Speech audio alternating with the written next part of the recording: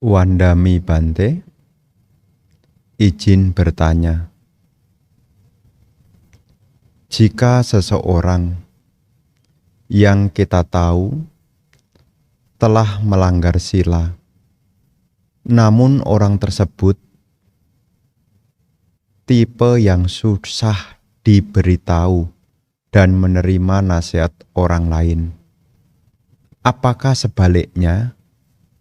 Apakah sebaiknya tetap kita nasihati sesuai dengan Dhamma atau kita biarkan saja? Bapak dan Ibu, saudara-saudari sekalian, tentu ini adalah pertanyaan yang baik sekali sehubungan dengan kehidupan kita sehari-hari. Terkadang kita berjumpa dengan orang-orang yang dekat dengan kita, yang memiliki satu perilaku yang tidak sesuai dengan Dhamma, yakni melanggar yang kita kenal dengan aturan tata susila. Sebagai orang yang memiliki meta, berusahalah untuk mengarahkan, bantulah. Meskipun orang itu memiliki karakteristik yaitu susah diberitahu, sulit untuk menerima nasihat orang lain, tetapi sebisa mungkin jika ada kesempatan, tetap untuk membantu memberi nasihat. Kenapa? Ini adalah wujud dari meta. Jadi seseorang yang memiliki cinta kasih, hendaknya kita juga membantu ketika ada orang yang mengalami jalan yang keliru. Apa yang kita lakukan ini selain wujud dari meta, juga wujud dari karuna. Agar dia tidak menderita, maka salah satu yang bisa kita berikan adalah memberi petunjuk sesuai dengan Dhamma. Lantas kalau seandainya Bante, saya sudah berusaha untuk menasehatinya, tetapi yang bersangkutan tidak mau menerima. Yang bersangkutan pun juga sepertinya memiliki yaitu kekeras kepalaan.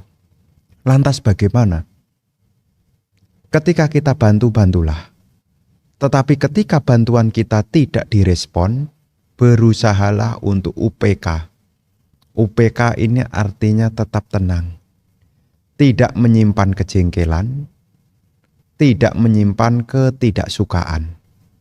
Jadi sejauh ada kesempatan, sebisa mungkin untuk tetap memberi yakni nasihat sesuai dengan Dhamma. Jangan sampai kita cuek. Urusan itu diterima atau tidak diterima, yang penting kita berusaha dulu. Dan kalaupun tidak diterima bagaimana Bante? Ya tentu milikilah keseimbangan batin. Kalau kita membantu orang memiliki pandangan yang benar, apakah ini termasuk kebajikan? Tentu. Ini adalah kebajikan yang disebut dengan ditujuk kama. Ditujuk kama itu adalah salah satu jenis kebajikan yang diuraikan di dalam Dasa Punya Kiryawatu. Jadi kalau ibu bapak nanti melihat di dalam buku Dhamma, ada 10 macam perbuatan baik yang disebut dengan Dasa Punya Kiryawatu. Di dalam Dasa Punya Kiryawatu yang pertama adalah dana, yang kedua adalah sila, yang ketiga adalah bawana, yang keempat adalah weyawaca,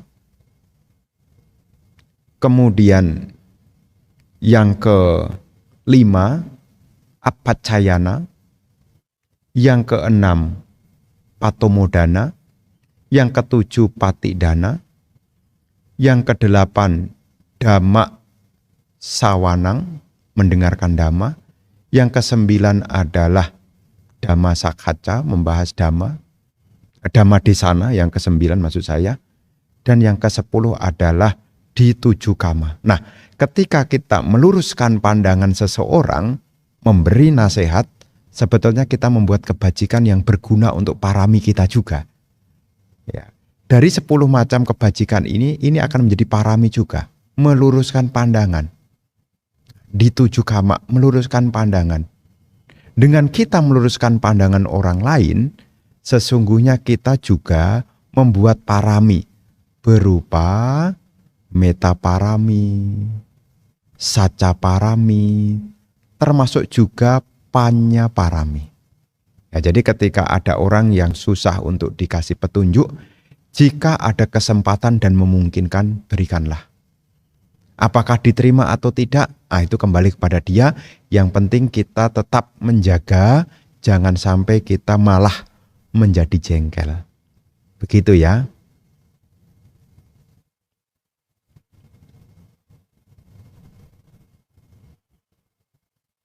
Pertanyaan kedua. Orang yang sudah mencapai sotapanna, sebelum dia mencapai arahat, apakah orang tersebut bisa dilahirkan di alam dewa atau akan selalu dilahirkan di alam manusia? Mohon pencerahannya. Bapak dan Ibu, saudara-saudari sekalian, ada salah satu kisah seperti halnya Raja Bimbisara. Raja Bimbisara adalah perumah tangga yang memiliki keyakinan kepada Sang Buddha, dan juga disebut di dalam sutta beliau sudah menjadi pemasuk arus. Setelah Raja Bimbisara meninggal, Raja Bimbisara terlahir kembali di alam dewa. Jadi di sini Ibu Bapak, seseorang yang telah mencapai pencapaian sotapanna, dia bisa lahir di alam dewa, termasuk juga di alam manusia. Yang jelas, seorang sotapanna tidak akan mungkin terlahir di 4 alam menderita. Seorang sotapanna tidak mungkin lahir di neraka. Seorang sotapanna tidak mungkin lahir di alam binatang. Seorang sotapanna tidak mungkin lahir di alam peta, termasuk tidak mungkin terlahir di alam asyura. Itu sudah disebutkan di dalam berbagai macam uraian yang ada di sutta. Seorang sotapanna tidak mungkin jatuh di alam menderita. Sudah tertutup pintu kelahirannya untuk jatuh di alam penderitaan. Jadi seorang sotapanna itu sudah aman, ya. Sudah tertutup untuk jatuh di alam apaya. Dan di dalam sutta juga disebutkan seorang sotapanna maksimal akan terlahir kembali tidak lebih dari 7 kali. Tidak ada kelahiran ke-8 kalinya. Nah, setelah meninggal di alam manusia, ya bisa lahir di alam dewa, atau mungkin juga bisa kembali ke alam manusia. Termasuk juga bisa naik lahir di alam Brahma juga. Tapi yang jelas tidak akan terlahir ke-8 kalinya. Inilah jaminan jika seseorang telah mencapai pemasuk arus. Begitu ya.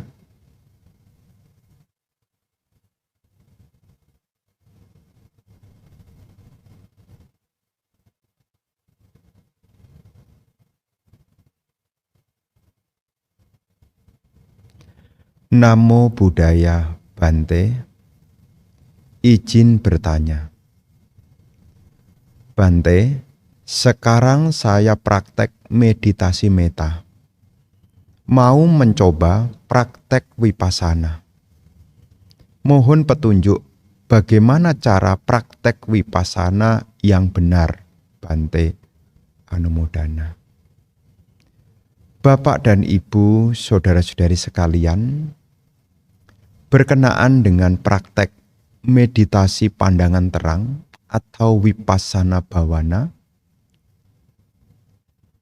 seperti apa yang seringkali telah terdengar di antara Bapak Ibu, meditasi vipassana ini objeknya adalah pancakkhanda, rupa, ini mengacu tubuh, hal-hal yang berkaitan dengan tubuh, ini adalah rupa, dan wedana, apa yang kita rasakan, sanya, apa yang kita kenali, sangkara, bentukan-bentukan batiniah, dan juga winyana, indera pengetahu. Nah, apakah bisa diketemukan di sutta yang mendukung? Salah satunya adalah di dalam Mahasatipatthana Sutta. Mahasatipatthana Sutta ini adalah sutta yang berkaitan langsung dengan meditasi pandangan terang. Kenapa? Di dalam Mahasatipatthana atau Satipatthana Sutta ini mencakup 4 landasan perhatian. Kayanupasana, Wedananupasana, Cittanupasana, dan juga Dhammanupasana. Terus kalau kita sebagai pemula, apa yang bisa kita lakukan? Di sini Ibu Bapak, jika kita mengacu kepada Mahasatipatthana, yang pertama adalah seorang yogi mengarahkan perhatiannya pada kaya. Kaya itu tubuh. Jadi kalau ibu bapak ingin mengembangkan yakni pandangan terang, dimulai dari mana? Jika kita mengacu kepada Satipatthana, di sini dimulai dari mengarahkan perhatian pada aspek jasmaniah. Apa saja yang ada di rupa? Apa saja yang ada di tubuh ini? Yang pertama adalah anapanapaba. Membangun perhatian pada napas masuk, napas keluar, memahami tentang anicca. Anicca-nya pada nafas masuk, nafas keluar. Jadi ketika kita duduk meditasi, kita mengetahui kemunculan napas masuk, kemunculan napas keluar, dengan memahami bahwa nafas ini ada kemunculannya, ada keberlangsungannya, dan ada terhentinya. Dengan kita membangun perhatian pada napas masuk, napas keluar, yang mengalami kemunculan dan kepadaman, ini sebetulnya kita sudah melihat tentang pandangan terang sehubungan dengan anicca. Jadi kalau seandainya ibu bapak menggunakan objek anapanasati, meletakkan perhatian pada napas masuk, napas keluar, Anda melihat kemunculannya. Ya, karena nafas itu kan mendorong. Ketika mendorong itu menjadi awalnya. Setelah mendorong, dia akan berhenti. Karena tidak mungkin napas terus kan. Akan berhenti. Setelah berhenti, dia akan keluar. Nah, ini sebetulnya adalah karakteristik dari anicca. Ada kemunculannya, ada keberlangsungannya, dan juga ada terhentinya. Jadi ketika kita mau berlatih vipassana, dari anapanapaba ini bisa mengenali kemunculan dan kepadamannya. Kalau seandainya tidak anapanapaba, apa yang berikutnya? Iriyapata. Perhatikan postur tubuh Anda. Baik Anda berjalan, berdiri, duduk maupun berbaring, Anda memperhatikan tubuh Anda berdasarkan posisi.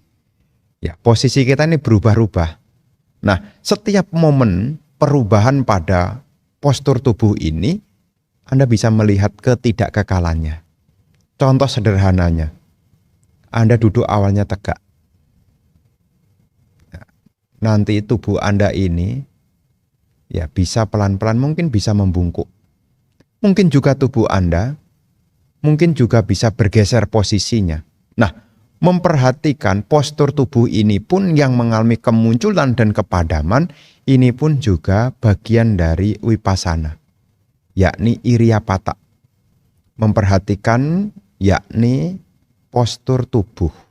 Jadi kalau seandainya Anda menggeser, ya menggeser tubuh Anda dalam 4 posisi ini, sebetulnya Anda bisa melihat kemunculan dan kepadamannya. Kemunculan itu apa? Ketika Anda berdiri itu berbeda dengan duduk, ketika duduk juga berbeda dengan berjalan, ketika berjalan juga berbeda dengan berbaring. Makanya dalam postur ini kita hanya membicarakan 4 postur. Karena aktivitas harian kita ya hanya 4 ini. Kalau tidak duduk ya berdiri, kalau tidak berdiri ya berjalan, kalau tidak berjalan ya berbaring. Ya ini postur kita. Nah namanya Iryapata. Selain Iryapata, kita juga bisa memperhatikan Sampajana-paba, aktivitas yang sedang kita kerjakan. Contoh sederhananya, saat Anda mengambil sesuatu, di situ sebetulnya sudah ada momen, baik itu winyana, kesadaran indria, termasuk juga sangkara, bentukan-bentukan batiniah, termasuk juga sanya, pengenalan, termasuk juga wedana. Termasuk juga perubahan postur. Saat Anda mengambil sesuatu misalnya, ya saya ngambil mouse ini misalnya. Saat mengambil, ini pun akan mengalami kemunculan dan kepadaman. Saat bergeser akan berbeda dengan saat mengambil. Dan saat mengambil berbeda dengan saat mengangkat. Dan saat menggeser juga berbeda dengan saat berhenti. Nah, momen-momen pergantian ini disebut sebagai Sampajana-paba. Ya, memperhatikan aktivitas tubuh. Nah, kalau yang tadi sebelumnya adalah postur tubuh, sekarang berikutnya Sampajana-paba, yakni memperhatikan aktivitas tubuh. Ya termasuk aktivitas apalah yang Anda kerjakan. Melihat kemunculan dan kepadamannya. Nah, kalau duduk meditasi bagaimana, Bante? Nah, Anda juga bisa memperhatikan mulai dari awal. Ketika Anda membangun postur tubuh Anda untuk meditasi, Anda bisa merasakan sentuhan antara tubuh Anda dengan alas duduk. Ini pun juga ada 5 hal. Rupa, wedana, sanya, sangkara, dan winyana. Saat Anda mempertegakkan tubuh Anda, menegakkan tubuh Anda bisa merasakan tubuh Anda yang berubah. Anda juga bisa merasakan perasaan Anda yang berubah. Anda bisa mengenali tubuh Anda. Ya namanya sanya. Termasuk Anda juga bisa mengetahui gerak-gerik dari kondisi batin Anda. Termasuk juga kesadaran indria Anda. Nah, saat memperhatikan ini pun juga sebetulnya sudah bagian dari vipassana. Yakni Sampajana-paba. Karena meditasi vipassana ini adalah meditasi untuk melenyapkan, yakni kemlekhatan. Ya, karena meditasi pandangan terang itu juga mengarah kepada pelenyapan tanha. Setelah seorang yogi mungkin berlatih anapana, napas masuk, napas keluar.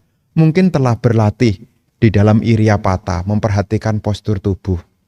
Mungkin juga memperhatikan aktivitas tubuh, Sampajana-paba. Berikutnya adalah memperlihatkan seorang yogi melihat tentang 32 bagian tubuh yang menjijikkan. Nah, untuk apa ini?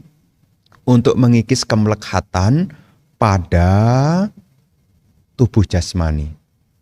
32 bagian tubuh, ya misalnya 5 awal.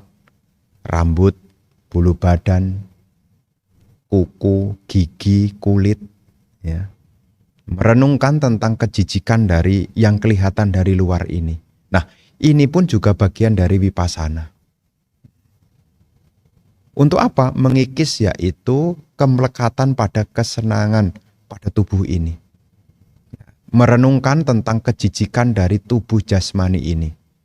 Nah, jadi setelah memperhatikan tentang 32 bagian tubuh, ya, asubha bawana atau kayagata sati sebutannya, selanjutnya adalah catuk datuk wawatana. Membagi unsur-unsur 32 ini ke dalam 4 unsur utama. Karakteristik tentang unsur tanah, unsur air, unsur api, dan unsur udara. Dan nanti yang terakhir adalah perenungan tentang kematian. Ya dalam hal ini bukan kematian, tapi dalam hal ini adalah mayat. Dari yang semula utuh menggembung hingga akhirnya menjadi kerangka. Nah, perenungan ini akan membawa pada pandangan terang. Tubuh yang kita miliki ini tidak kekal. Dimulai dari apa yang paling sederhana? Dimulai dari memperhatikan napas masuk, napas keluar dengan memahami ketidakkekalannya. Ya. Anapanapaba, memahami tentang kemunculan dan kepadaman nafas ini. Saat Anda berjalan, iriyapata, Anda juga bisa mengalami perubahan momen. Ya. Saat Anda mengangkat kaki Anda, mendorong kaki Anda, meletakkan kaki Anda, ini sebetulnya ada kemunculannya, ada keberlangsungannya, ada kepadamannya. Setelah Anda berjalan, Anda terhenti. Ini juga menunjukkan proses jasmani meskipun berjalan pun juga tidak kekal, karena akan berhenti. Setelah berhenti Anda putar balik. Ini pun juga akan mengalami fenomena yang tidak kekal juga. Nah, untuk yang paling awal apa? Berlatihlah dulu dari kaya nupasana. Meletakkan perhatian pada tubuh jasmani. Ya contohnya dari duduk. Ya, kalau latihan samatha bhavana pada nafas itu hanya memperhatikan titik sentuh saja. Ya, supaya kita pikirannya menjadi cittasa ekagata. Ini tujuan dari samatha. Kalau kita mengembangkan vipassana, beda. Melihat kemunculan nafas, ya, napas masuk, apakah panjang ataukah pendek, melihat tentang ketidakkekalannya. Berusaha untuk melihat, mengetahui, janati pasati, mengetahui dan melihat bahwasanya nafas ini tidak kekal. Termasuk juga aktivitas tubuh jasmani, ini pun juga banyak tidak kekal. Saat Anda minum, perhatikanlah ketidakkekalannya.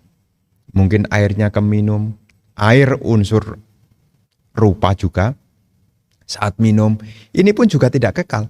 Air yang semula di dalam mulut akan bergeser. Nah, ini juga memperlihatkan apapun yang ada tidak kekal adanya. Sabe sangkara anicca. Segala bentukan tidak kekal adanya. Nah, termasuk apa yang kita lihat. Ya, apa yang kita lihat. Karena yang di dalam sebetulnya sama dengan yang di luar. Ketika kita memperhatikan ke dalam batin kita, cepat atau lambat kita akan memperoleh pengetahuan tentang hakikat yang sesungguhnya segala hal yang terbentuk dari kondisi-kondisi, semua tidak ada yang kekal. Ini yang mungkin yang pertama yang harus kita latih dulu, ya. Karena dalam landasan perhatian satipatthana itu ada 4. Kaya nupasana, wedana nupasana, citta nupasana, dan dhamma nupasana. Sebelum beralih ke yang lebih halus. Wedana itu halus, cepat sekali. Mengenali perasaan itu cepat sekali. Senang tidak senang itu bergesernya cepat sekali. Citta nupasana juga sangat halus sekali. Termasuk juga merenungkan dhamma. Ini juga halus sekali. Maka ketika seseorang ikut retret, sebetulnya berlatih dari awal. Tentang apa? Kaya nupasana. Apakah kita diminta jalan pelan-pelan? Ya mungkin di antara ibu bapak yang sudah pernah ikut meditasi diminta jalan pelan-pelan. Supaya apa? Pada saat Anda jalan pelan-pelan, waktu Anda berjalan, sampajana aktivitas tubuh Anda bisa mengenali bahwasanya tubuh ini tidak kekal. Ya, saat Anda mengangkat kaki, ya, Anda bisa mengenali ketidakkekalan dari tubuh ini. Mendorong, ya, waktu mengangkat berbeda dengan mendorong. Waktu meletakkan tentu berbeda lagi. Inilah yang disebut dengan segala apapun tidak kekal adanya. Ya, nanti lebih lengkapnya ibu bapak ya bisa sambil membaca kembali sutanya, yakni Satipatthana Sutta yang dimulai dari kaya nupasana. Jadi ini kurang lebih tentang penjelasan tentang vipassana jika kita menggunakan sutta yakni Satipatthana Sutta. Ya kurang lebihnya seperti ini. Jadi Bante berpesan untuk yang awal dulu, untuk yang pemula-pemula, kita latihan dulu yakni kaya nupasana dulu. Ya memperhatikan napas masuk, napas keluar, kemunculannya, kepadamannya. Kalau tidak itu apa? Postur tubuh kita diperhatikan. Maka ketika Anda latihan Vipassana, selain mungkin objeknya napas masuk, napas keluar, Anda juga sesekali juga diminta memperhatikan postur tubuh Anda. Ya, semula tubuh kita nyaman, ini pun juga akan berubah. Tidak kekal juga. Termasuk saat Anda aktivitas tubuh Anda, ini pun juga tidak kekal. Ini dilatih, supaya apa? Sati kita menjadi semakin halus, sehingga nanti kita bisa mengenali tentang Wedana, Sanya, Sangkara, termasuk juga Winyana. Begitu ya.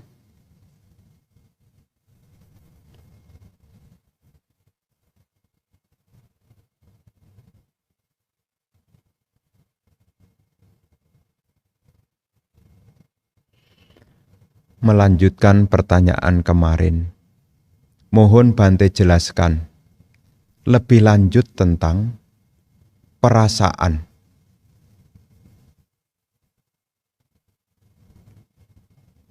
Bagian dari nama yaitu Wedana, perasaan senang, tidak senang, atau netral. Sedangkan marah tidak termasuk nama, tetapi rupa.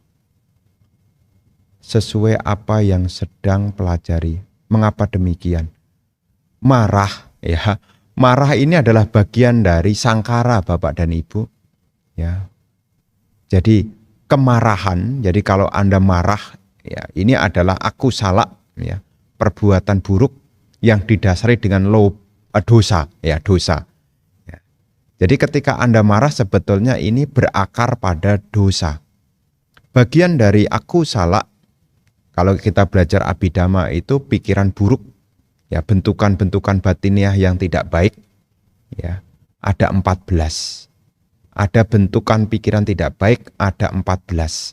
Nah, salah satu dari 14 itu adalah patiga, ya, kemarahan. Ya, kemarahan. Jadi ketika kita mengalami perasaan senang dan tidak senang, ini adalah Wedana. Kalau ini tidak senang, kita tandai aku, mulai ada aku di situ ya. Nanti akan muncul sangkara. Sangkaranya apa? Salah satunya adalah kemarahan. Jadi kalau ibu bapak, kemarahan ini adalah bagian dari sangkara. Ya, sangkara kanda, bentukan-bentukan batiniah. Ya, sangkara kanda. Nah, kalau rupa itu apa? Mengacu kepada 4 mahabhuta dan ditambah 24 turunannya. Maka rupa itu ada 28. Kalau di Sutta, ya biasanya hanya mencakup hanya 4 yang dijelaskan. Tentang unsur tanah, air, api, dan udara. Patawi, apo, tejo, wayo. Ya, patawi, apo, tejo, wayo. Nah, ketika kita meditasi, kita bisa mengalami 5-5-nya sebetulnya. Hanya tadi saya bilang Wedana, Sanya, Sangkara, Winyana ini sangat halus. Ya, saat duduk meditasi misalnya begini nih. Saat Anda duduk meditasi, tubuh Anda yang menyentuh, nah mulai dari situ dulu. Tubuh Anda yang menyentuh alas duduk. Tubuh ini adalah rupa, alas duduk ini adalah rupa juga. Tubuh rupa, alas duduk juga rupa. Tapi di tubuh ini ada yang namanya kayak winyana. Kesadaran indria, ini bagian dari nama. Dalam hal ini adalah winyana kanda. Nah, saat duduk, di sini ada keterlibatan. Tubuh itu rupa, alas duduk juga rupa. Kesadaran tubuh ini, kayak winyana, ini sudah winyana kanda. Nah, ketika 3 hal ini ketemu, ya ada tubuhnya, ada alas duduknya, ya kayak Anda di rumah duduk begitu ya. Anda bisa rasakan sebetulnya, tubuh Anda menyentuh alas duduk. Di tubuh kita ini ada kesadaran pada sentuhan, kayak winyana. Ketika 3 hal ini ketemu, terjadilah kontak, namanya pasa. Ya. Setelah ada kontak, Anda bisa merasakan. Apa yang Anda rasakan setelah tubuh Anda bersentuhan dengan alas duduk? Senang, tidak senang, atau biasa saja. Nah, itu sebetulnya sudah bagian dari apa? Wedana juga. Wedana kanda.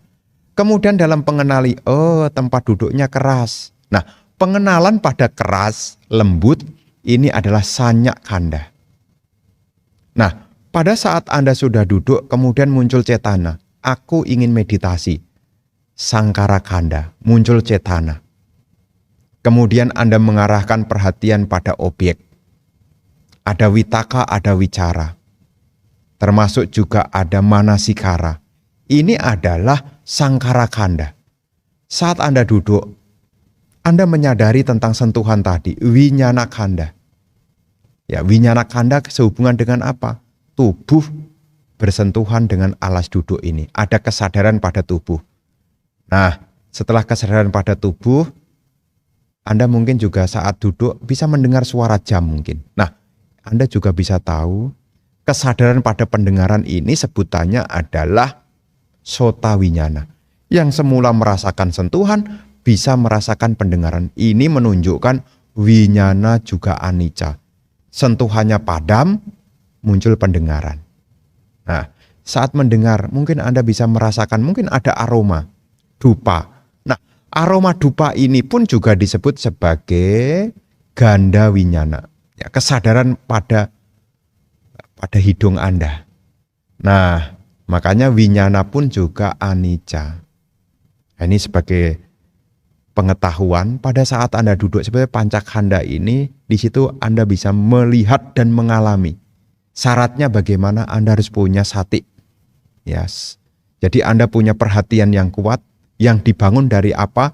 Punya ketenangan. Makanya disebutkan bahwasanya sebab terdekat dari kebijaksanaan adalah samadhi. Orang yang punya samadhi, seseorang yang memiliki ketenangan, seseorang akan mampu mengenali. Baik itu rupa, wedana, sanya, sangkara, termasuk juga winyana kanda. Begitu ya, ini tambahan. Jadi sekali lagi, kemarahan itu bukan rupa, tetapi kemarahan itu adalah sangkara, bentukan-bentukan batiniah. Begitu ya.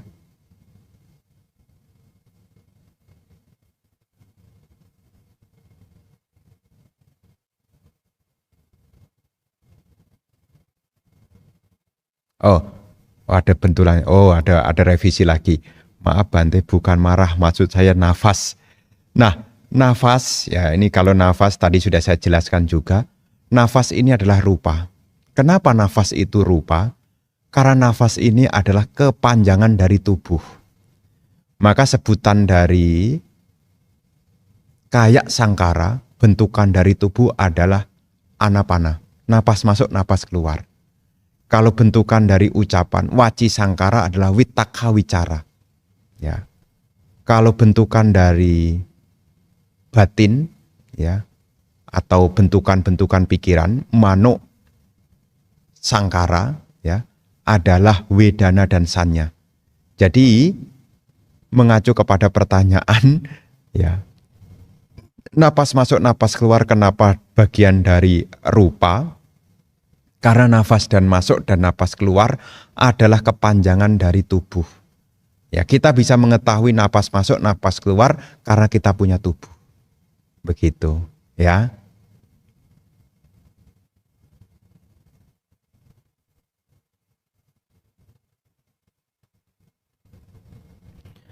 Bante, karma buruk saya sedang berbuah berupa kondisi larangan untuk mendalami ajaran dan praktek Buddhism. Tapi saya tidak menyerah, melainkan berjuang dalam diam, berupa praktek kesadaran dan pengamatan vipassana dalam keseharian, sambil menjalani hidup dengan penuh metta. Mohon kesediaan Bante memberi tip supaya tetap semangat anumodana. Bapak dan Ibu, saudara-saudari sekalian, memang kadangkala kita berada di lingkungan yang kurang mendukung. Tetapi jangan sampai lingkungan yang kurang mendukung ini menjadi sebuah halangan untuk berlatih dhamma. Kalau seandainya kita mungkin dibatasi untuk mungkin datang ke wihara, mungkin dibatasi untuk tidak terlibat di dalam kegiatan-kegiatan dhamma yang sifatnya sosial, Anda bisa tetap berlatih. Meskipun kondisi tidak mendukung, tetap berlatih. Karena sesungguhnya kita berlatih untuk diri kita sendiri. Dan satu karma baik dalam kehidupan ini, ketika kita bisa mempraktekkan dhamma. Salah satunya adalah memiliki cinta kasih yang seperti tadi disampaikan. Berusaha menjalankan hidup dengan metta. Artinya apa? Menjalankan hidup tanpa kebencian. Karena metta itu artinya tidak membenci. Seseorang yang punya cinta kasih adalah seseorang yang tidak membenci. Seperti dalam Karaniya Metta Sutta. Jangan karena marah dan benci mengharap orang lain celaka. Jadi karakteristik dari metta adalah membebaskan kita dari kebencian. Karena fungsi metta itu adalah untuk menghalau, yaitu kebencian. Nah, bagaimana supaya kita termotivasi? Tentu kita harus ingat, segala bentukan apapun di dunia ini tidak ada yang kekal. Apapun yang kita miliki, apapun yang kita sayangi, termasuk apa yang kita cita-citakan sekalipun, semua juga akan terpisah dari kita. Apapun yang kita miliki akan berubah, akan terpisah. Termasuk orang yang melarang kita pun juga akan berubah, akan terpisah. Maka dengan kita memiliki metta, tidak membenci, itu adalah hal pertama yang harus kita upayakan. Setelah itu, kita juga menyadari kehidupan yang tidak kekal, kita berusaha untuk sebisa mungkin memahami tentang ketidakkekalan. Nah, kita paham hidup ini tidak kekal.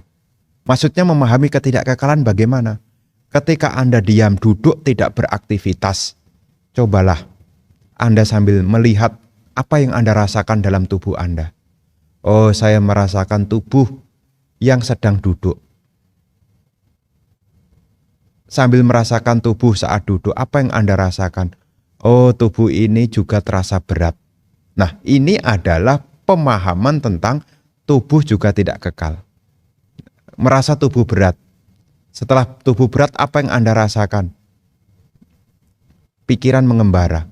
Nah, pikiran yang mengembara ini pun juga mengajarkan tentang apa? Pikiran pun juga tidak kekal. Baik itu winyana khanda, termasuk juga sangkara khanda. Jadi ketika kita berlatih di dalam dhamma, ya kita harus ingat tentang apa? Yang pertama, jangan membenci meskipun lingkungannya tidak mendukung. Tetap mengembangkan cinta kasih seperti apa yang disampaikan. Kemudian yang kedua, merenungkan tentang ketidakkekalan. Dan senantiasa bersyukur, hari ini saya punya kesempatan untuk berlatih. Tentu ada salah satu kisah yang memberi inspirasi. Salah satunya adalah Raja Bimbisara. Raja Bimbisara itu pernah mengalami kondisi yang kurang menyenangkan. Anaknya yang bernama Pangeran Ajatasattu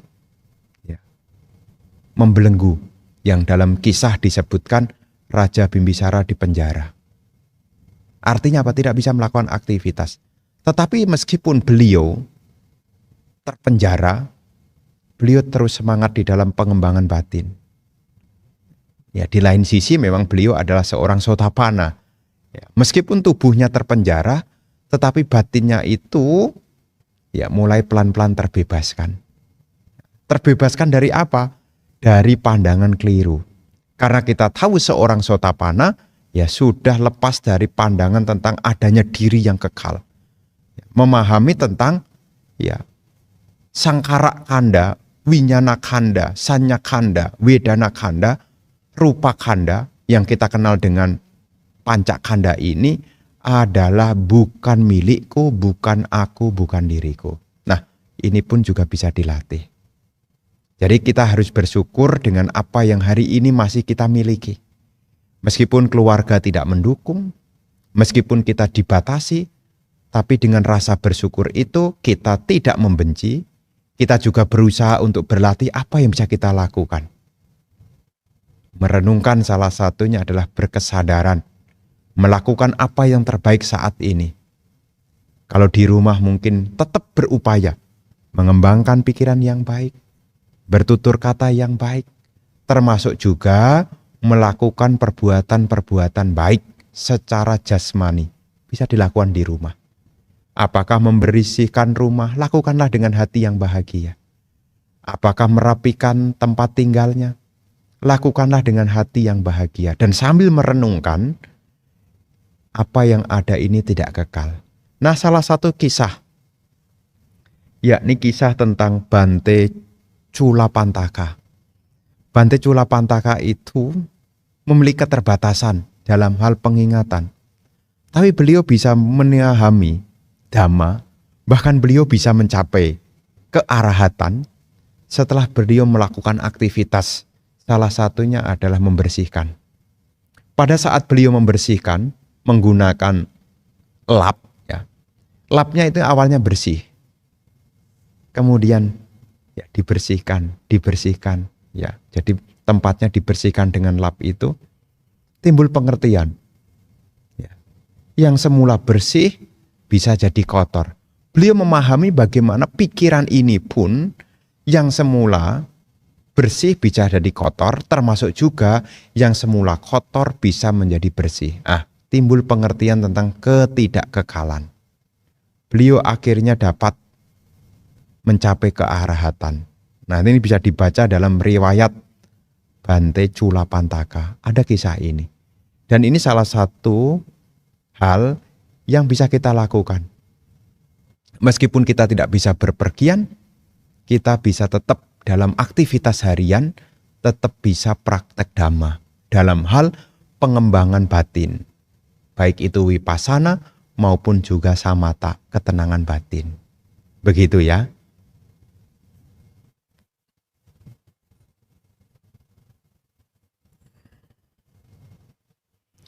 Izin bertanya Bante. Bante, di Dhammapada 29 itu dikatakan ketika Buddha bertanya kepada biku yang malas, biku tersebut menjawab seolah-olah ia rajin. Tapi Guru Agung Buddha tahu bahwa ia tidak berkata dengan sebenarnya. Nah, pertanyaannya Bante, kira-kira biku yang berbohong itu karma buruknya gimana? Karena kan berbohong di hadapan seorang Buddha. Bapak dan Ibu, saudara-saudari sekalian, berkenaan dengan kebohongan.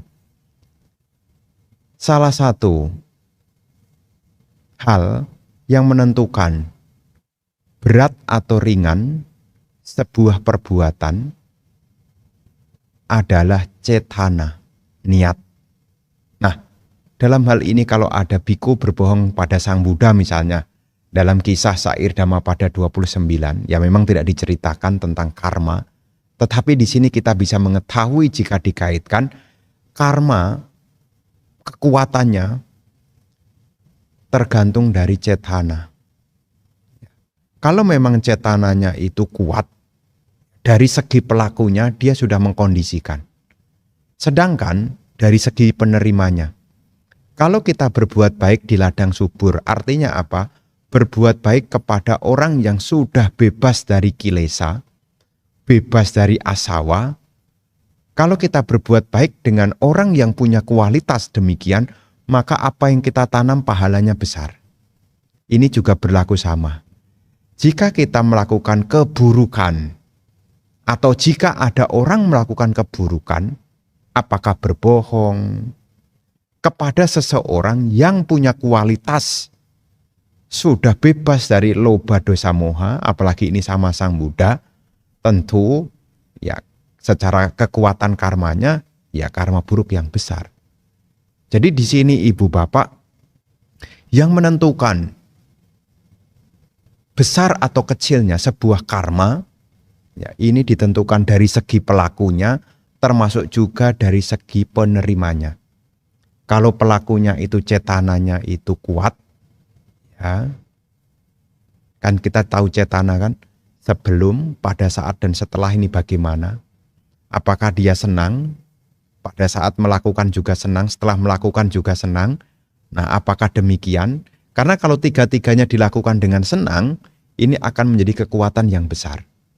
Berbuat baik dengan hati senang, melakukannya dengan senang, setelah melakukannya dengan senang, ini juga akan menjadi karma baik yang besar. Sebaliknya kalau berbuat buruk, apakah berbohong juga? Sebelum berbohong dilakukan senang, pada saat melakukannya juga senang, setelah melakukannya juga senang. Ini juga akan jadi besar. Ini ditinjau dari apa? Dari pelakunya. Sedangkan kalau ditinjau dari penerimanya, dilihat ada 3. Loba, dosa, moha.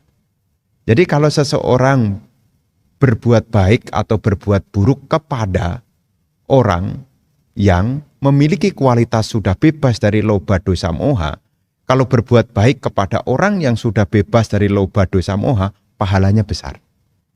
Ya.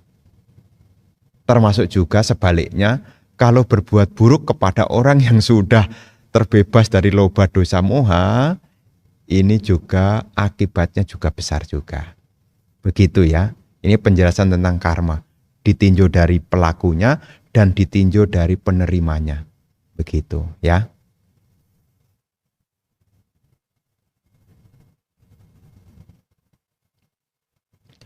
Selamat malam Bante. Saya izin tanya.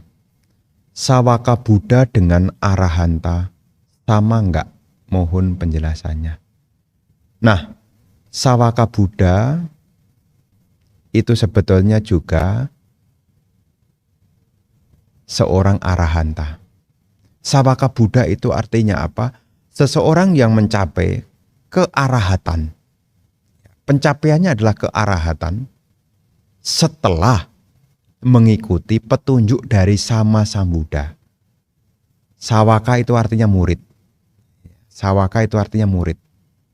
Jadi seorang Sawaka Buddha ini pun juga disebut sebagai Arahanta. Kenapa? Karena seorang Sawaka Buddha telah menghancurkan yakni loba, dosa, moha. Maka sebutan dari orang yang telah menghancurkan loba, dosa, moha disebut sebagai Arahanta. Dari akar kata ari. Ari itu artinya musuh. Jadi orang yang telah mengalahkan musuh. Apa musuhnya ini? Loba, dosa, moha. Jadi seorang Sawaka Buddha telah melenyapkan keserakahan, kebencian, dan juga kebodohan batin. Loba, dosa, moha. Beliau juga mencapai kearahatan. Sama Sambuddha, Paceka Buddha, dan Sawaka Buddha, tiga-tiganya memiliki kesamaan. Apa yang menjadi sama? Yaitu sama-sama mencapai kearahatan. Sama-sama mencapai kearahatan. Karena sama-sama telah menghancurkan yaitu asawa.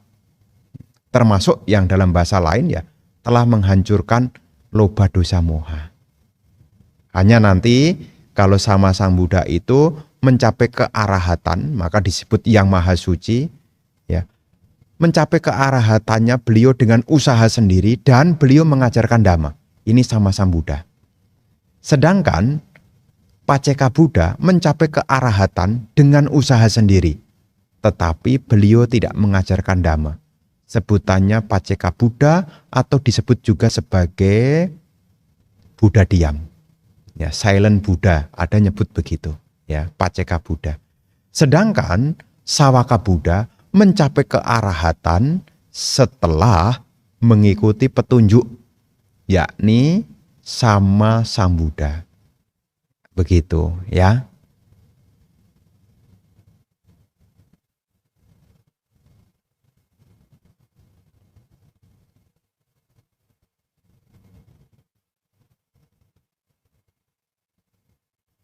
Izin bertanya, saya pernah bermeditasi.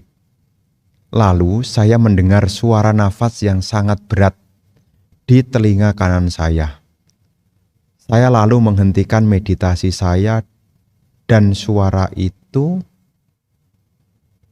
masih terdengar. Kemudian saya memusatkan pikiran sambil mengucapkan Sabe Sata Bawantu Sukitata. Lalu suara itu menghilang.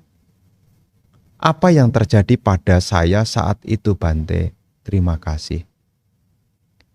Bapak dan Ibu, saudara-saudari sekalian, ketika kita meditasi, kadang-kadang fenomena apapun bisa muncul. Apalagi mungkin di tempat yang tidak banyak suara. Artinya tempat yang sepi. Kalau seandainya itu suara asli, ya, suara asli, ya tidak jadi soal. Ya. Kalau seandainya itu suara-suara dari pikiran, bagaimana? Kita harus ingat kembali pada objek meditasi. Maka sebelum kita meditasi, satu kebiasaan yang baik adalah minimal kita baca parita dulu, sedikit atau banyak. Supaya apa? Kita berlatih sudah dilandasi dengan keyakinan. Apakah baca Namo Tassa 3 kali? Apakah kita mengulang nama Karapata, Arahang Sama Sang Buddho Bhagawa Budang Bhagawantang Abhiwademi dan seterusnya, ya, sampai bagian yang ketiga, Supati Pano Bhagavato Sawaka Sanggo Sanggang Nakmami. Nah, sebelum meditasi kita bisa mengulang kalimat itu sebagai apa? Kita berlatih karena landasan keyakinan. Jadi ibu bapak, ketika Anda mengalami meditasi, ya mungkin ada suara beneran sekalipun, tetap ya tenang aja. Ya kalau Bante Utamo mengajarkan kepada kita, apapun yang bukan objek abaikan. Ya kalau seandainya napas masuk, napas keluar sebagai objek utamanya, apapun yang bukan objek tidak diperhatikan. Ya hanya kembali ke napas masuk, napas keluar. Jadi apa yang terdengar di suara ya tidak diberi perhatian. Ya, ini untuk apa? Untuk mengembangkan ketenangan batin. Ya jadi nanti kalau seandainya ada pengalaman, nah pengalaman itu sebagai bentuk tambahan dalam perjalanan spiritual.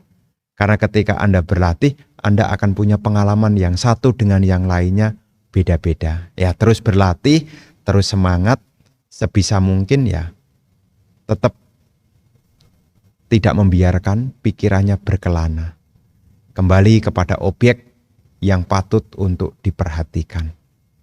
Begitu ya tanggapan saya.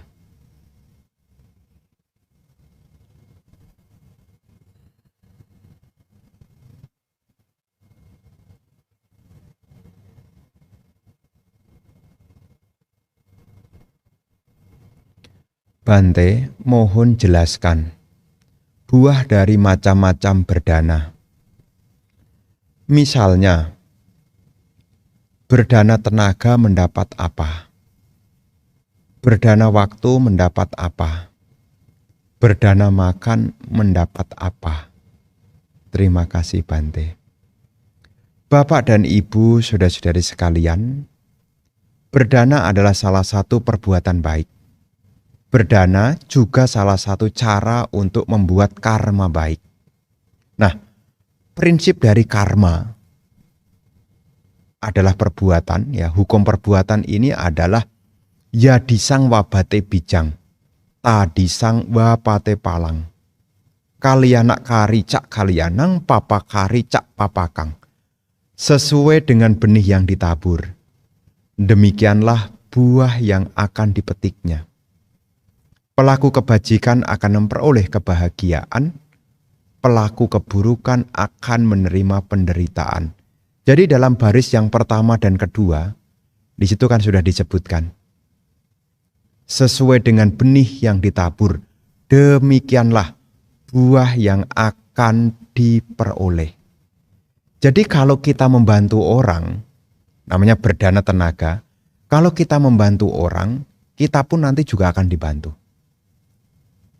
Kalau seandainya kita dana tenaga, orang juga akan mencurahkan tenaganya untuk kita. Kalau seandainya kita berdana waktu, maksudnya apa berdana waktu? Mau dengerin orang lain. Itu sebetulnya Anda berdana waktu. Ada orang curhat kepada Anda. Atau ada orang minta nasihat kepada Anda. Anda mau tidak mau, Anda harus mengorbankan waktu Anda untuk membantu dia. Nah, ketika Anda mengorbankan waktu Anda untuk mendengar saja, itu sebetulnya Anda juga memberi nasihat. Memberi nasihat, Anda pun juga akan memperoleh nasihat. Lah kalau seandainya Bante, saya berdana makanan, apa yang akan saya peroleh? Si pemberi makan, dimanapun dia berada, tidak akan kelaparan. Jadi tidak ada ceritanya, pemberi makan itu bakal kelaparan, itu tidak ada ceritanya. Makanya di dalam syair Dhammapada juga disebutkan, ketika seseorang berbuat baik, hendaknya ia mengulangi perbuatan baik itu dan bergembira atas kebaikan itu. Sungguh membahagiakan akibat memupuk kebajikan. Punangce puriso kayira, kayira tenang punang-punang. Tamhi candang kayirata, suko punasa ucayo. Ketika seseorang berbuat baik, hendaknya diulangi lagi. Punangce puriso kayira, kayira tenak punang-punang. Kayik tandang kayirata, suko punasa ucayo. Dan ia bergembira dalam kebaikan itu. Dan sungguh membahagiakan akibat memupuk kebajikan. Jadi kalau kita berdana, ya, bahkan di dalam salah satu sutta, Sang Buddha sendiri menyampaikan, kalau seseorang mengerti dan memahami seperti halnya Tathagata ketahui, maka seseorang ketika ada orang yang bisa diajak berbagi, maka orang itu hendaknya berbagi. Kalau seseorang tahu seperti halnya Tathagata ketahui. Tathagata itu sebutan ketika beliau, Guru Agung Sang Buddha, menyebut dirinya sendiri. Kalau seandainya semua orang tahu seperti halnya Tathagata ketahui, maka seseorang akan berbagi apa yang dimiliki. Kenapa? Sekecil apapun pemberian yang kita lakukan berulang-ulang akan mendatangkan pahala yang besar. Ini juga ada dalam syair Dhammapada. Jangan pernah anggap remeh perbuatan baik meskipun kecil, yang diibaratkan seperti tetesan air hujan. Meskipun itu kecil, setetes demi setetes, jika terkumpulkan akan memenuhi, yaitu tempayan. Dan kebaikan di alam manusia ini banyak sekali Ibu Bapak. Sang Buddha sendiri juga menyebutkan, Yatapipu parasimha kayira malagune bahu, ewang jatenak macenak katabang kusalang bahu. Seperti kumpulan bunga-bunga dapat dirangkai menjadi banyak karangan bunga. Demikian pula dalam satu kelahiran manusia, banyak sekali kebajikan yang bisa dikumpulkannya. Jadi sebetulnya setiap saat kita bisa berbuat baik melalui pikiran, ucapan, dan tindakan. Bahkan berdana pun juga beraneka ragam. Bisa berdana tenaga, mungkin ada sampah, Anda membantu merapikannya. Itu pun juga berdana. Ada orang tersesat, Anda menunjukkan yang benar, ini pun juga berdana. Jadi berdana itu tidak harus selalu materi. Anda bisa berdana pengetahuan. Anda mengajar apa yang menjadi pengetahuan Anda juga berdana. Ya. Seperti kami para biku ngajarin tentang tentang meditasi, itu pun sebetulnya juga berdana juga. Berdana apa? Berdana berupa dhamma. Ya. Bukan berdana materi, tetapi berdana berupa dhamma. Seperti mengajar dhamma. Ya seperti malam hari ini ngajak ibu bapak canting malam, ngajak ibu bapak meditasi. Ini pun sebetulnya juga sebutannya juga berdana juga. Sebutan apa Bante? Sabadama dana. Ya. Berdana berupa dhamma. Apa pahalanya Bante? Kalau seseorang memberi dhamma, yang jelas dia membuat kebajikan jenisnya adalah di 7 kama, meluruskan pandangan. Jadi ketika kita memberi pengetahuan, buahnya adalah pengetahuan. Ya, maka orang yang berbagi pengetahuan, maka pengetahuannya akan bertambah. Jadi setiap saat sebetulnya kita bisa berdana. Seperti ya para biku mengajak umat untuk ayo baca parita, ayo meditasi. Ya. Ini pun juga bagian dari berdana. Meskipun bukan dana berupa materi. Jadi berbuat baik itu tidak selalu ukurannya adalah materi. Begitu ya.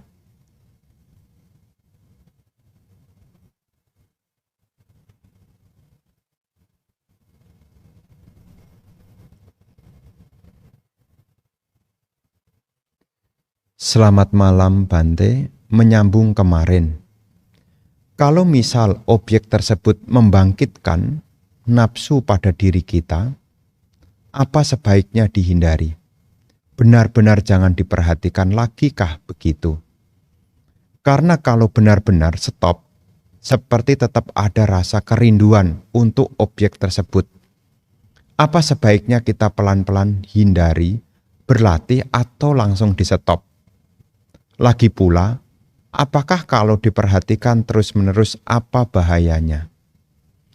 Bapak dan Ibu, saudara-saudari sekalian, menyambung pertanyaan dari kesenangan indriawi. Kesenangan indriawi ini adalah hal yang sifatnya menagih. Terus bagaimana Bante? Supaya kita mampu mengatasinya, kita harus menggantinya. Kalau mengurangi sedikit-sedikit bagaimana? Kalau mengurangi sedikit-sedikit tentu akan ada keingat lagi. Ya, jadi sarannya bagaimana? Sebisa mungkin untuk tidak diperhatikan. Itulah kenapa di dalam bagian dari sila tata kebiasaan, kalau ibu bapak membaca di dalam Wisuddhimagga ya, bagian dari sila, kalau biku itu adalah Patimokkha sila, kalau perumah tangga adalah Pancasila. Pancasila Buddhis maksud saya. Setelah itu di dalam sila itu adalah indriya sangwara, mengendalikan pintu indriya. Dan pintu indriya ini biasanya mengejar objeknya. Kalau mata mengejar bentuk, kalau telinga mengejar suara, kalau hidung mengejar aroma, kalau lidah mengejar rasa, kalau tubuh ini mengejar sentuhan. Jadi pintu indriya ini pada dasarnya akan mengejar objek. Dan ini akan saling tarik-menarik. Makanya di dalam sila itu dibutuhkan indriya sangwara, mengendalikan pintu. Artinya apa? Tidak mempertemukan indriya ini dengan objeknya, yang membangkitkan pada kesenangan indriawi. Kemudian di dalam sila itu juga ada, yakni bojana matanyu. Ya, bojana matanyu artinya tahu ukuran makan. Ya. Dan yang keempat bagian dari sila adalah pacaya sanisita, yakni apa? Memiliki penghidupan yang baik. Nah, dalam urusannya dengan nafsu, kesenangan indriawi, salah satu yang bisa kita lakukan adalah pengendalian indriya. Apa bahayanya Bante? Pengendalian indriya itu perlu dilakukan untuk kita menjadi terjaga, tidak terbawa oleh api berupa kesenangan indriya, raga gina. Ya, api yang menyala terus, raga gina. Ya, api berupa kesenangan indriawi. Kalau saya turuti bagaimana, apa bahayanya? Kesenangan indriya ini tidak akan bisa padam. Dan demi kesenangan indriya kita akan mengalami berbagai macam penderitaan. Kenapa? Kadang-kadang kalau kita dikuasai oleh kesenangan indriya, kita akan menjadi tidak tenang. Kita akan mulai merasa menderita dari situ. Jadi ketika ditanya, apa bahayanya Bante dari kesenangan indriya? Yang jelas kita akan tidak tenang. Kalau tidak tenang, kita menderita. Kalau tidak dituruti, kita juga menderita. Kalau dituruti, makin menderita. Makanya di sini butuh keterampilan, yakni pengendalian indriya. Indriya sangwara sebutannya. Ya, dari hal yang kecil dulu, ya, mengendalikan tutup mata, ya. Kalaupun ada bagaimana, latihan untuk tidak memberi perhatian dengan melekatinya, ya, sebisa mungkin, ya, sekemampuan masing-masing.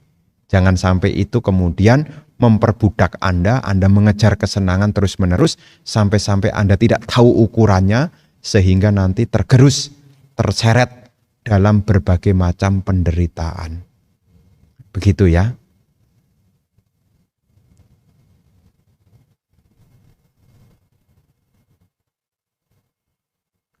Selamat malam Bante. Apa perbedaan Sotapanna Magga dan Sotapanna Pala? Apakah seseorang yang mencapai Sotapanna Magga langsung mencapai Sotapanna Pala juga? Ini adalah otomatis Bapak dan Ibu. Kenapa diotomatis? Karena ini juga bagian dari sifat dhamma. Sifat dhamma itu adalah akhaliko. Akaliko itu tak berselang waktu. Jadi dalam pencapaian, magga dan pala itu tidak pakai menunggu. Setelah magga pasti pala. Momennya cepat sekali. Bukan berarti hari ini berlatih kemudian magga, besok baru pala gitu. Tidak. Buah dari praktek dhamma itu adalah akhaliko. Tak berselang waktu, cepat sekali. Jadi hari ini memasuki jalan, tak lama kemudian langsung merasakan buahnya. Ya seperti ibu bapak, meskipun tidak menjadi seorang pemasuk arus, kalau ibu bapak mengerti saja, setelah Anda dikasih tunjuk orang, oh jalannya ke sana, mendengar timbul pengetahuan, oh jalan ya, Anda akan tahu buahnya, tidak tersesat lagi, cepat sekali. Maka untuk membedakan ini adalah istilah saja. Ya, istilah tentang apa? Ada prosesnya. Maka ini adalah prosesnya. Pala adalah hasilnya. Tapi antara proses dan hasil ini berlangsung cepat sekali. Jadi kalau sudah tahu prosesnya, tak lama kemudian akhaliko, tak berselang waktu. Buahnya akan terasa. Ya seperti apa yang dialami oleh Bante Kondannya. Setelah mendengar dhamma dari Sang Buddha, timbullah pengetahuan. Timbullah pengetahuan. Cakuk karani. Timbullah penglihatan. Nyanak karani. Timbullah pengetahuan. Upasamaya. Timbullah ketenangan. Sambodaya. Timbullah kesadaran. Nibbanaya. Timbullah keterbebasan. Setelah mendengarkan dhamma itu, beliau memahami tentang apa? Segala bentukan apapun tidak kekal adanya. Segala bentukan apapun tidak kekal adanya. Beliau seketika, maka beliau disebut Anya Kondanya, kondanya yang mengetahui. Jadi di sini antara magga dan pala cepat sekali, seperti apa yang dialami oleh Bante Kondanya itu. Begitu, ya.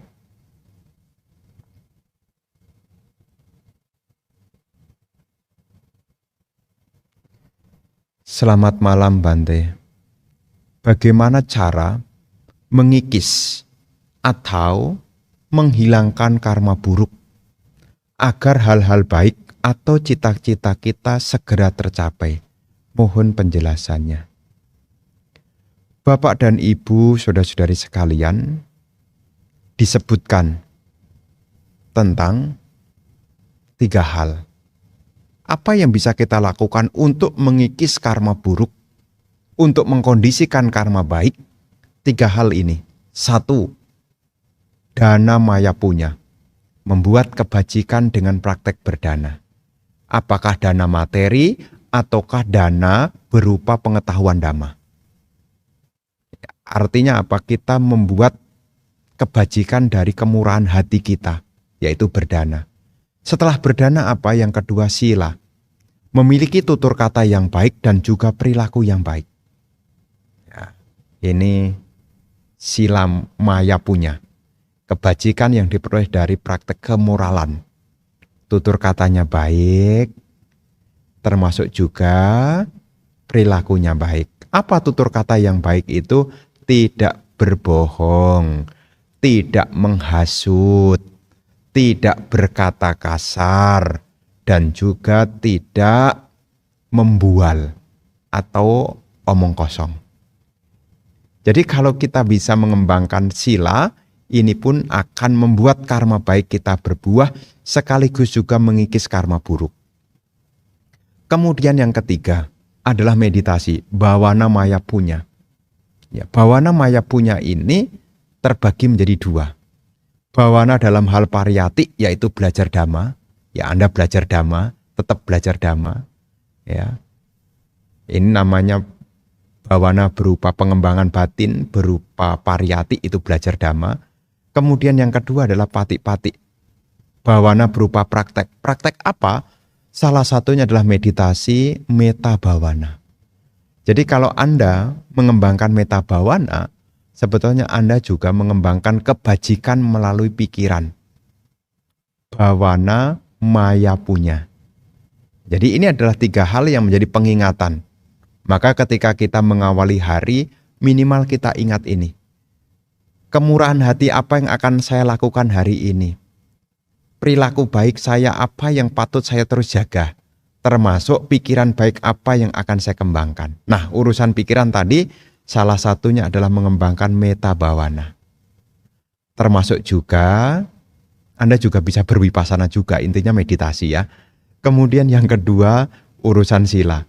Tutur kata Anda baik, perilaku Anda baik. Dan ingat, apa praktek kemurahan hati yang bisa Anda lakukan di hari ini. Begitu ya.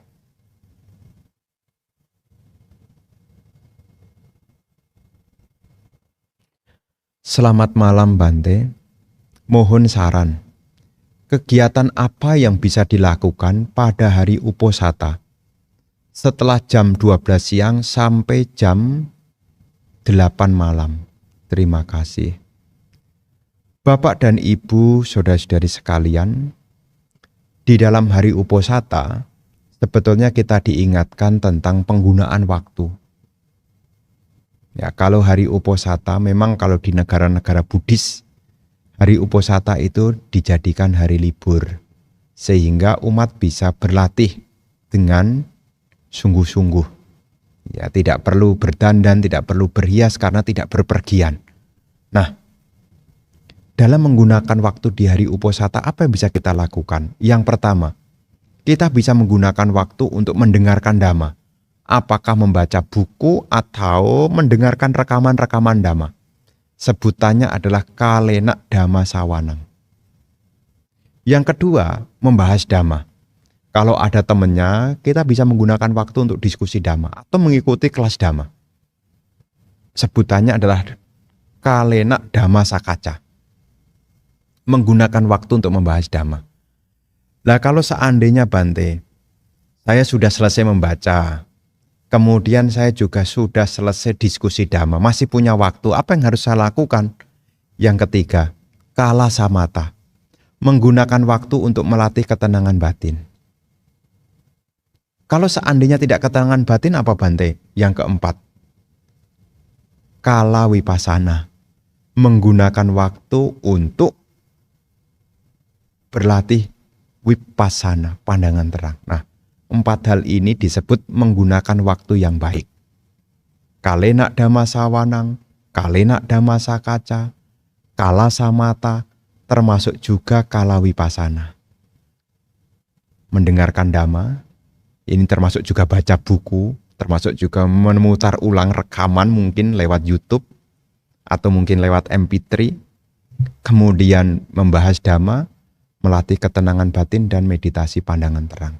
Ini bisa dilakukan ketika Anda menjalankan hari-hari Uposatha, supaya waktu Anda tidak terbawa oleh godaan kesenangan-kesenangan indriawi. Begitu ya.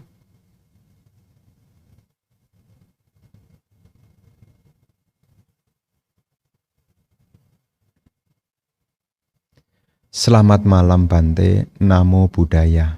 Izin bertanya Bante, di dalam meditasi wipasana, kenapa ya Bante selalu ada hayalan yang mengganggu? Kita berusaha fokus ke objek tapi selalu timbul lagi. Nah, pertanyaannya bagaimana mengatasi khayalan ini? Di sini Ibu Bapak perlu berlatih, yakni ketenangan batin dulu, supaya Anda kuat di dalam sati. Khayalan itu adalah bagian dari kama canda. Kesenangan-kesenangan indriawi itu akan dimunculkan oleh pikiran kita, termasuk angan-angan. Ini adalah kama canda. Kama canda adalah bagian dari 5 niwarana. Dan niwarana ini bisa diatasi jika seseorang mengembangkan samadhi. Jadi supaya untuk meminimalisir yaitu hayalan-hayalan, godaan-godaan kesenangan indriawi, Anda belajar dulu, latihan dulu sebelum vipassana, latihan dulu ketenangan dulu. Supaya apa? Anda bisa kuat di dalam sati. Ya, sati itu artinya ingat. Ya, ingat. Untuk mengingat bagaimana kita butuh objek. Jadi sebelum meditasi Anda meta bhavana dulu. Kalau tidak meta bhavana mungkin anapanasati, memperhatikan titik sentuh dulu untuk samatha, ketenangan. Anda bisa perhatikan. Ya. Intinya Anda butuh ketenangan. Karena niwarana itu bisa diatasi dengan samadhi. Khayalan itu adalah perwujudan dari kama canda. Tanpa adanya samadhi, maka kama canda akan terus muncul, terus muncul, terus muncul. Ingin ini, ingin itu, diingatkan ini, diingatkan itu. Begitu. Jadi bagaimana mengatasinya? Latihan ketenangan dulu. Ya, latihan ketenangan. Maka ketika Anda ikut latihan meditasi, ketenangan itu juga hal yang perlu dimiliki juga. Meskipun meditasi Buddhis tujuannya tidak pada ketenangan. Tapi ketenangan itu akan membantu kita untuk berkembang di dalam vipassana. Begitu ya.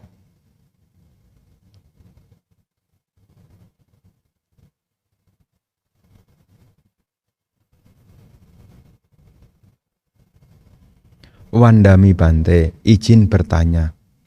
Dalam hal appamada, sebagai perumah tangga, apa yang perlu diwaspadai dalam kehidupan sehari-hari? Kebijaksanaan apakah yang didapat dari appamada tersebut? Terima kasih. Bapak dan Ibu, saudara-saudari sekalian, appamada itu artinya ketidaklengahan. Ya, appamada itu artinya ketidaklengahan. Pamada itu artinya lengah. Jadi seseorang yang tidak lengah, dia akan tahu apa yang bermanfaat dan apa yang tidak bermanfaat. Jadi orang yang memiliki ketidaklengahan, dia akan berusaha, berjuang. Ya, berjuang. Karena orang yang lengah akan menunda. Ya, namanya juga lengah, makanya dia menunda. Dampak dari kelengahan dia akan jatuh. Jadi kalau seseorang hidupnya tanpa kelengahan, dia tidak mungkin jatuh. Ya, contoh sederhananya. Kalau ibu bapak jalan, kemudian jalannya itu lengah, meleng. Sebutannya ya, meleng. Ada lubang tapi tidak dihindari. Apa yang terjadi? Anda akan jatuh. Maka ketika ditanya, apa manfaatnya? Kalau seseorang itu tidak lengah, maka seseorang itu tidak akan jatuh. Jadi apa yang membuat seseorang jatuh? Karena kelengahan. Maka kalau orang hidupnya tidak waspada, tidak lengah, kalau orang hidupnya tidak waspada, hidupnya diliputi dengan kelengahan, maka orang ini akan jatuh. Jatuh. Tapi seseorang itu tidak akan pernah jatuh kalau dia tidak lengah. Orang yang tidak lengah dia hati-hati. Dia tahu bahaya, maka dia menghindari. Dia tahu kesempatan untuk berbuat baik, dia akan lakukan. Maka seseorang yang memiliki ketidaklengahan atau kewaspadaan, ia tidak akan pernah jatuh. Termasuk tidak mungkin jatuh di alam menderita. Makanya Sang Buddha juga mengingatkan di dalam Mahaparinibbana Sutta, Wayo Dhammo Sangkara Appamadena Sampadeta. Wayo Dhammo Sangkara, segala bentukan tidak kekal adanya. Appamadena Sampadeta, berjuanglah tanpa kelengahan. Jadi Sang Buddha menasehatkan kepada kita semua agar ingat dalam kehidupan ini tidak ada yang kekal. Di tengah ketidakkekalan ini jangan sampai kita menjadi lengah. Apa bahaya dari kelengahan? Kemerosotan. Ya, rumah tangga bisa rusak ya karena lengah. tidak mampu menahan godaan indriawi, bisa lengah. Termasuk orang bisa melakukan keburukan-keburukan karena lengah. Pelanggaran-pelanggaran sila bisa terjadi karena lengah. Dan kelengahan ini akan membawa pada kemerosotan. Maka dengan kita ingat Dhamma untuk menegakkan kembali, agar kita tidak menjadi lengah. Maka Sang Buddha juga menyebut di dalam Apamadawaga, Apamado amatang padang, pamado macuno padang. Apamata nak miyati, ye pamata yatamata. Kewaspadaan adalah jalan menuju tanpa kematian, kelengahan adalah jalan menuju kematian. Mereka yang sadar tidak akan mati, mereka yang tidak sadar seperti orang mati. Ini mengingatkan tentang kematian di sini bukan mati fisik, tapi kemerosotan. Begitu, ya.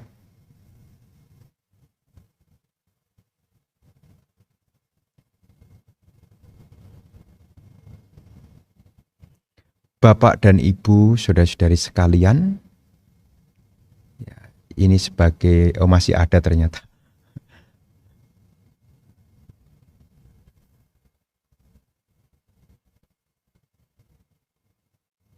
Wandami Bante, saya mau bertanya, apakah berdagang minuman seperti bir itu melanggar sila?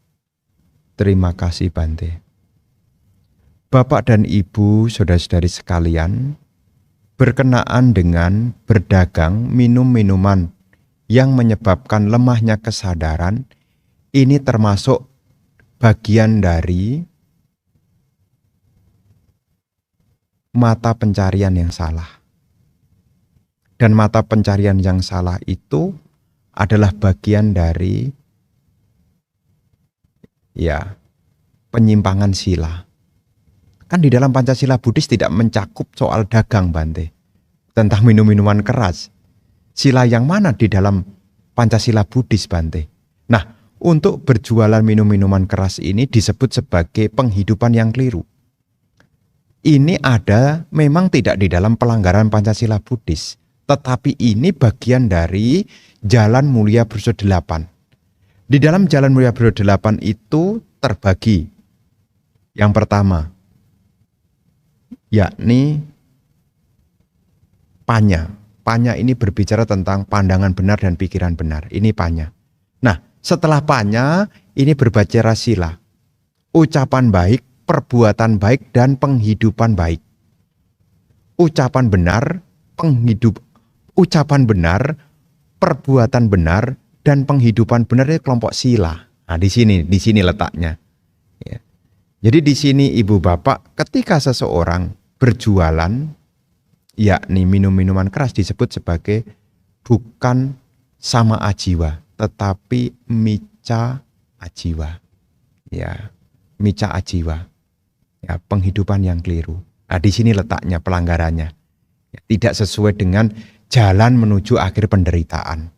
Ya, jadi ini sebagai pengetahuan, jadi bukan urusannya dengan Pancasila Buddhis ya, tetapi ini urusannya dengan Jalan Mulia Burusa 8. Urusan dengan sama ajiwa.